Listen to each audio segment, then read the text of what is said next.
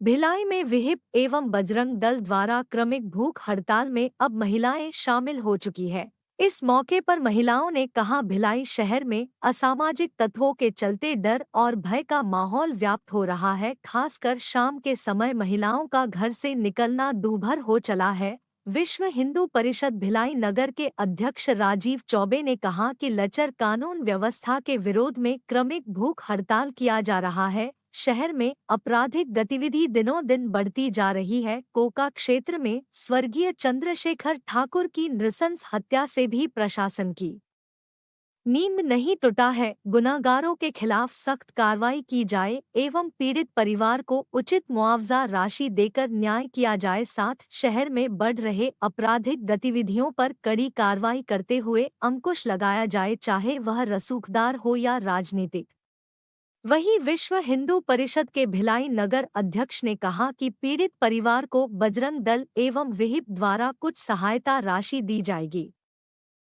भिलाई में दो बेकसूर लोगों की हत्या हो जाती है। खुर्सीपार क्षेत्र में स्वर्गीय मलकी सिंह की और कोका क्षेत्र में चंद्रशेखर ठाकुर की।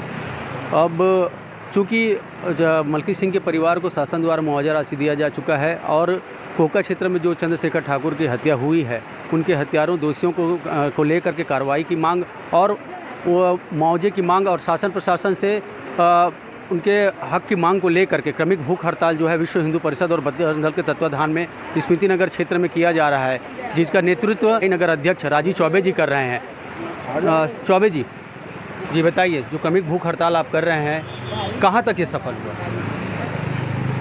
ये सफलता तो तब मिलेगी जब हमारी मांगे शासन द्वारा मान ली जाए। अभी तक तो शासन के कान में किसी प्रकार की जू नहीं रहेंगी और कोई भी पहल शासन की तरफ से नहीं हुई है।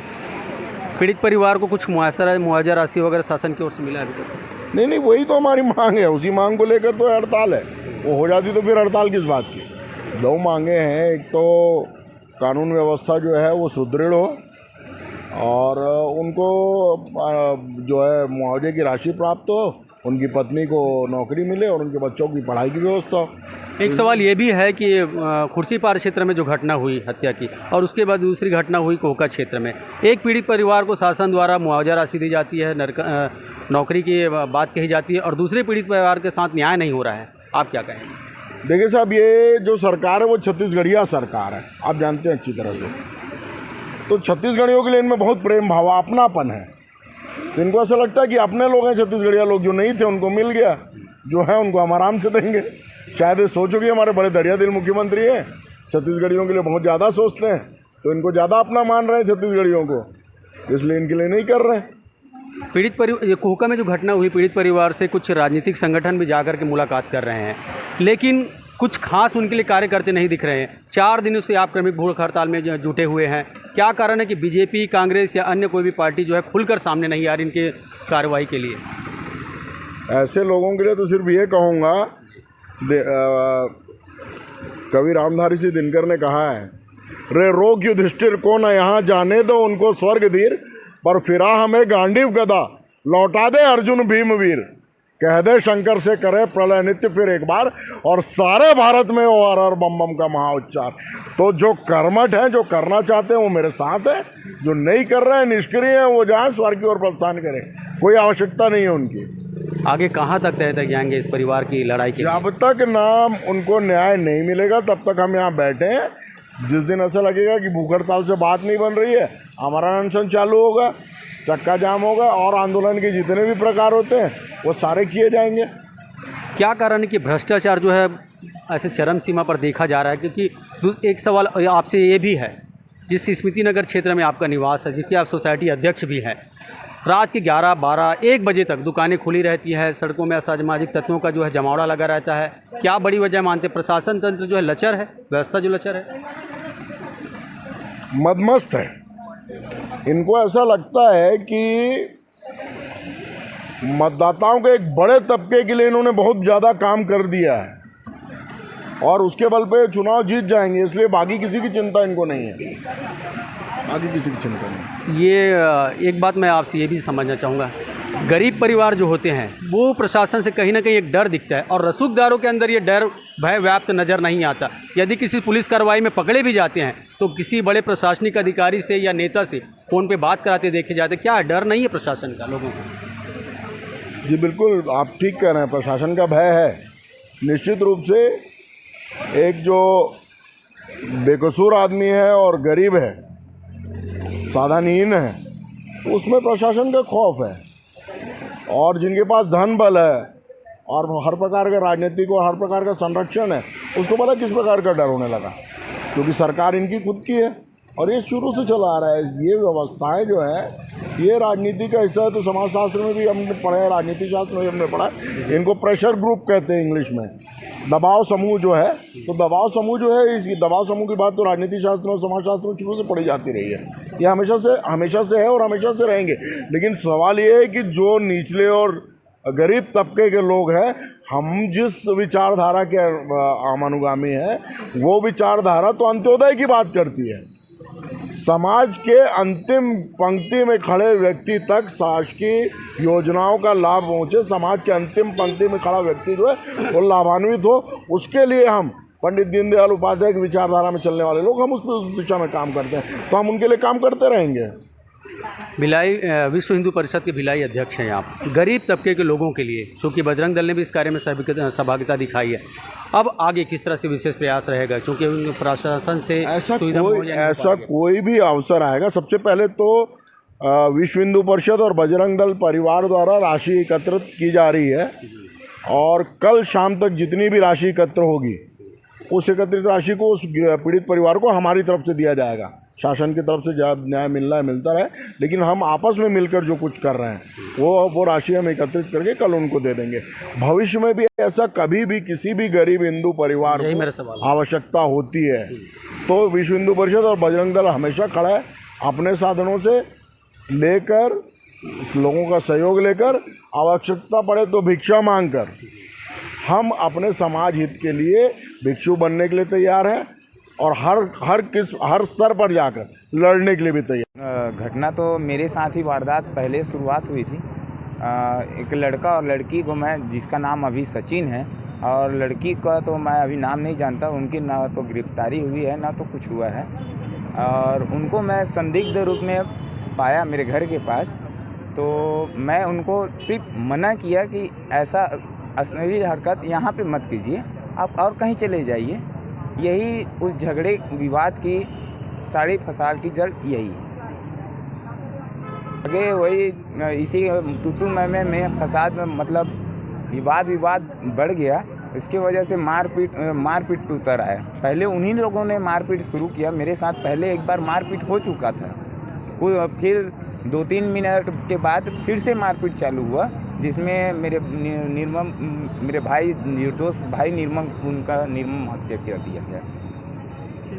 प्रशासन से तो मेरी मांग यही है भैया कि मेरे बहू को एक सरकारी नौकरी मिल जाए, और मेरे बच्चों को अच्छी शिक्षा और मेडिकल सुविधा, ऐसी सुविधा मिल जाए जिससे उनका, मेरे भाई का परिवार का आगे चल के भविष्य में कुछ बढ़िया से जीवन यापन कर सके। और हम लोग तो यहाँ के मूल निवासी छत्तीसगढ़ियाँ आदिवासी से संबंधित हैं, तो हम लोग को तो प्राथमिकता पहले ही मिलना चाहिए। मेडिकल फैसिलिटी के लिए आश्वासन दिया गया है, लेकिन पूर्णता मिले तब ना। अच्छा, अभी तक वो मिला नहीं है? जी नहीं, दोषियों के खिलाफ कानून, अभी मेरी बहन और मेरी भाभी और मेरे लड़के का भी बयान होना चाहिए। अब तक नहीं लिया गया? अभी नहीं हुआ है उनका बयान। बाकी वो तीनों भी चश्मदीद गवाह हैं मेरे पीछे। इस मामले में जो भी विश्व हिंदू परिषद कदम उठा रहा है, हम सभी महिलाएं उनके साथ हैं, सहयोग करना चाहती हैं, क्योंकि इतना बुरा माहौल हो चुका है, कानून व्यवस्था पूरी तरह से लचर है। आप तो अभी शाम को आए हैं, 1 घंटे बाद जब थोड़ा अंधेरा होगा तब आप आइए यहाँ पर, तो देखेंगे कि महिलाओं का यहाँ से निकलना, इवन लड़कियों का भी बिल्कुल भी सुरक्षित नहीं रह गया है।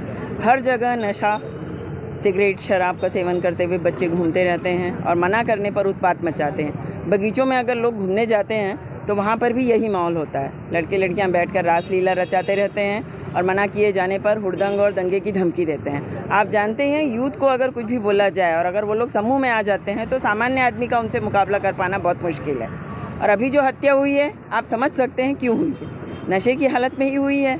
जो जिसकी हत्या हुई है वो अकेला पड़ गया और 5-6 नशेड़ियों ने मिलकर उसको वहीं पर जान से ख़त्म कर दिया। और मुआवजे की बात जहाँ तक है बिल्कुल सही है। एक जवान लड़का जो घर का ख़त्म हो चुका है उसके एवज में अगर परिजनों को कुछ सुविधाएं मिलती हैं तो इसमें बुरा क्या है। आप हर जगह 50-50, 60-60 लाख रुपए मुआवजा दे रहे हैं, लेकिन जो ज़रूरतमंद है अगर उसकी ज़रूरतों के तरफ ध्यान नहीं देंगे तो हड़ताल जैसी ये धरना जैसी ये क्रियाएं करना ज़रूरी हो जाएगा सामान्य जन के लिए। शासन से यही मांग करते हैं कि कानून और व्यवस्था बनाए रखने में जो उनकी प्रमुख जिम्मेदारी होनी चाहिए वो अच्छी तरह से निभाई जाए।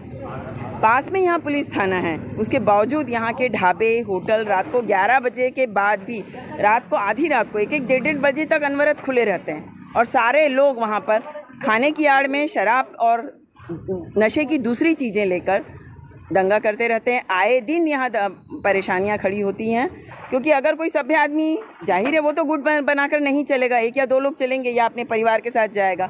अगर उसने बीच में बोला तो या तो तत्काल उसी समय उसे बदला लेने की भावना से उस पर हमला किया जाता है या बाद में भी उसको देख लेने की धमकी तो आए दिन दी जाती है। इसी वजह से महिलाओं का अकेले यहाँ पे अंधकार, थोड़ा भी अंधेरा हो तो अकेले निकलना बहुत मुश्किल हो गया है। कड़े कदम उठाने की ज़रूरत पड़ रही है और बहुत खुशी की बात है कि विश्व हिंदू परिषद के जो अध्यक्ष अभी बने हैं, स्मृति नगर सोसाइटी के भी पिछले 4 कार्यकाल से अध्यक्ष हैं और वो हमेशा इस दिशा में प्रयासरत रहे हैं। अपने व्यक्तिगत स्तर पर भी और कॉलोनी के स्तर पर भी जितना प्रयास वो करते आए हैं वो किसी से छुपा हुआ नहीं है। लेकिन अब चूंकि बड़े पैमाने पर ये होने लगा है और हत्या जैसी वारदातें होने लगी है हमारे शहर में, तो हमें डर है कि कहीं हमारी कॉलोनी में भी इसकी पुनरावृत्ति ना हो।